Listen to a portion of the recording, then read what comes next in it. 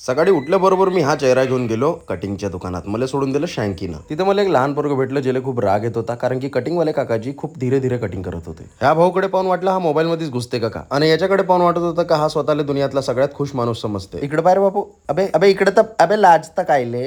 अरे काकाजी याची बी करून द्या, हा बी बोर झाला. मग मी घरी पोहोचलो. भुक्कड गँग नाश्त्यावर भिडली होती. मी नवी चहा पेला आणि आंघोळीला चालला गेलो. दाढी चांगली दिसताय ना. डिफॉल्टर गँगचे अध्यक्ष आरजू शँकी, उपाध्यक्ष माननीय दर्शन दामोदर आणि कोषाध्यक्ष कोमल कोशले हे सब रेडी तर झाले, पण यांचे घाचल घोचलच नव्हतं संपत.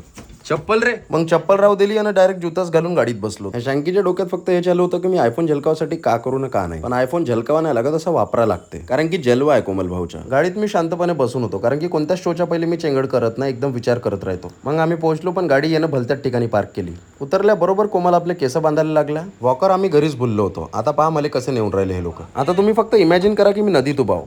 पाहिलं का झालं. तो मलेवर खिचाच्या तर स्वतः उडी मारते. आता माही तकलीफ मला माहित ना, हा दर्शन म्हणते. मग सर्कस तर सर्कसच आहे. जिथं नागपूर टेक तिथं सर्कस तर राहणारच आहे. मग आम्ही वर पोहोचल्या बरोबर अँकर प्रकाश यांनी आमचं वेलकम केलं. अरे वेलकम दर्शन भाऊ, आइए सर आगे बैठी, असं त्यांनी म्हटलं. मी म्हटलं नाही सर, मेरा पैर बहुत दुख रहा है, आने जाने में तकलीफ होती, मैं पीछे बैठता और सारी कविताएं सुनता हूँ. मग शँकीले बोलवून त्यांनी आमचं स्वागत केलं. मग मी स्टेजवर गेल्यावर मी म्हणलं और हमारा पेज है नागपुरी टेक. बाकीच्या गोष्टी मी पुढच्या ब्लॉगमध्ये सांगेन. बाय.